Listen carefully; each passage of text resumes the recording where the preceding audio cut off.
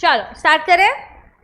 Period of retention of books of accounts under GST 72 months or 1 year from conclusion of Priya, whichever is later, बराबर। प्रिया मतलब P for proceeding, R revision, I investigation, A appeal, whichever is later तब तक आपको retain करके रखनी है books of accounts. Books कैसे maintain करोगे, मैन्युअली या इलेक्ट्रॉनिकली? कैसे भी कर सकते हैं, आइदर मैन्युअली और इलेक्ट्रॉनिकली। बस अगर मैन्युअली कर रहे हो तो सीरियली नंबर्ड होना चाहिए, इलेक्ट्रॉनिकली कर रहे हो तो 4-5 चीजें हैं, 1 by 1 देखे। ऑथेंटिकेटेड होना चाहिए by digital signature, proper backup आपके पास होना चाहिए, बराबर, कि कभी भी अगर कुछ एक्सीडेंट होता है, नेचुरल कैलामिटी आता है, तो आप बराबर से रिस्टोर कर पाओ। ऑन डिमांड ऑफिसर को आपने हार्ड कॉपी प्रोड्यूस करनी चाहिए, और वो भी रीडेबल फॉर्मेट में, बराबर। पासवर्ड फाइल्स और एक्सप्लेनेशन ऑफ कोड्स भी आपको देना पड़ेगा, बराबर, yes. No entry to be erased और ओवर रिटन, क्लरिकल एरर है तो ठीक, वरना log of every entry edited और deleted shall be maintained. Very good. Next section 35(1), every registered person shall maintain true and correct accounts, true and fair बोला है कि correct, MCQ correct, true and correct accounts of the following at the principal place of business। additional place of business में उसका data जाएगा, principal में सबका data जाएगा। चलो क्या क्या है, फर्स्ट आइटम प्रोडक्शन और manufacturing of goods, inward outward supply of goods और सर्विसेज और बोथ, जो बच गया स्टॉक ऑफ गुड्स, इनवर्ड पे जो आईटीसी अवेल्ड है वो, आउटवर्ड पे जो आउटपुट टैक्स पेएबल और पेड है वो, simple. And such the particulars as may be prescribe. Prescribe में हम 1 by 1 देखेंगे। रजिस्टर्ड पर्सन इंपोर्ट एक्सपोर्ट का डिटेल्स रखेगा, आरसीएम का डिटेल्स रखेगा, and such other relevant documents, बोलो साथ में, यस, हाँ हाँ बोल रहे हो, सही बोल रहे हो, अरे बोलो। सबसे पहले सच अदर डिटेल्स एज में भी प्रिस्क्राइब, पहला आइटम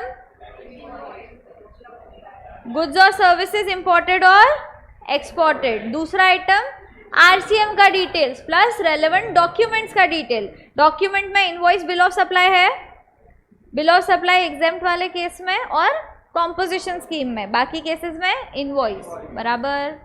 200 से कम का हो तो इंडिविजुअल नहीं भी इशू करो, अगर अनरजिस्टर्ड को दे रहे हो और उसको नहीं चाहिए तो चलेगा। 200 का हो तो करना पड़ेगा, 200 के ऊपर भी करना पड़ेगा। 200 से कम है तो ऑप्शन है क्या, अगर अनरजिस्टर्ड को दे रहे हैं तो, समझे, बट डे एंड पे कंसोलिडेटेड इनवॉइस इशू कर दो, ठीक है। डेबिट नोट क्रेडिट नोट हम समझ चुके हैं। डिलीवरी चलान जब भी मूवमेंट होएगा तभी, yes. Receipt voucher advance receive करते हो तभी, रिफंड वाउचर एडवांस क्या सप्लाई नहीं हुआ रिफंड कर दिया तो रिफंड वाउचर। पेमेंट वाउचर किसने, आरसीएम के अंदर, घुमाओ मत मीत। पेमेंट वाउचर आरसीएम वाला जब भी पेमेंट करोगे आप तभी, बराबर, पेमेंट वाउचर तभी इशू होएगा। इनवॉइस हमने देखा था आरसीएम का, अमेंडमेंट था उसमें, वेरी गुड। रेसिपिएंट इशू करेगा आरसीएम का इनवॉइस 9394 में, अगर वो अनरजिस्टर्ड पर्सन से लेता है तो सेक्शन 31(3)(f), याद है क्या, नहीं याद है तो भी हाँ बोल दो मेरे को, याद है क्या, हाँ उसमें था, आप इनवॉइस इशू करते हो अगर आरसीएम के केस में आप अनरजिस्टर्ड पर्सन से खरीद रहे हो तो कितने टाइम के अंदर, ये पहले स्पेसिफाइड नहीं था, अमेंडमेंट में पिछली बार स्पेसिफाई किया गया 30 डेज, ठीक है। एडवांस का डिटेल्स डालोगे, paid, received, adjusted, name and complete address of supplier and recipient, premises where the goods are stored, बराबर।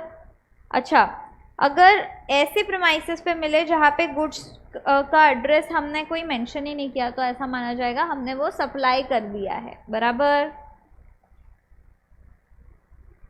इसके अलावा हमने क्या बोला था, a supplier other than a composition tax payer shall mention the following record, मतलब composition को relief है क्या, है ना?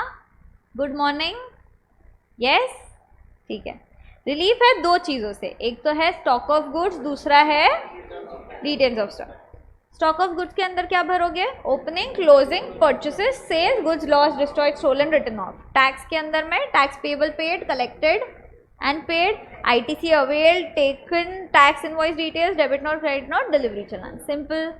दो आइटम्स जो कॉम्पोजिशन को फाइल करने का मतलब बुक्स ऑफ अकाउंट्स के इसमें मेंटेन करने का जरूरत नहीं है, stock of goods and details of tax, बराबर, यस। नेक्स्ट क्या है? Manufacturer. Manufacturer raw material, input services, manufactured goods जो आउटपुट रहेंगे अपने वो, फिनिश गुड्स और बाई प्रोडक्ट, बराबर।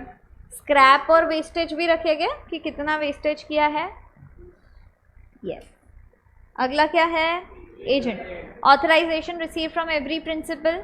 DVQ, description value quantity of goods और services received on behalf of the principal, supplied on behalf of principal, accounts furnished, हिसाब किताब to every principal and tax paid on behalf of every principal.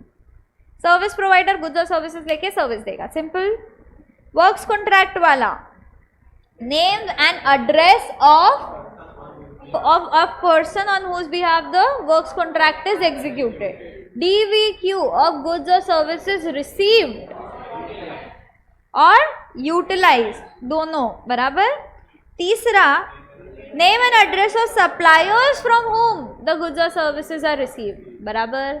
Last one, details of payment in respect of each works contract, सही है। सबसे पहला, name address किसके behalf पे कर रहे हो, DVQ कितना रिसीव किया है गुड्स का, सर्विसेज का, कितना यूटिलाइज किया है, उसके अगेंस्ट कितना पेमेंट किया है, कौन से सप्लायर से लिया है, मतलब कॉन्ट्रैक्ट के अगेंस्ट कितना पेमेंट किया है, और ये सारी चीज़ें कौन से सप्लायर से लिए, सिंपल, यस।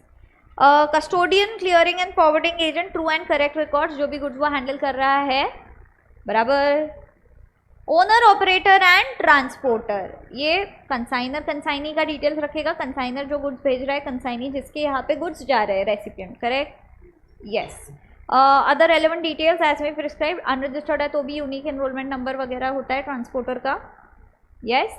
ट्रांसपोर्टर के केस में और प्रिस्क्राइब करी गई है चीज़ें, 3 चीज़ें हैं, गुड्स ट्रांसपोर्टेड, इन ट्रांजिट और डिलीवर्ड।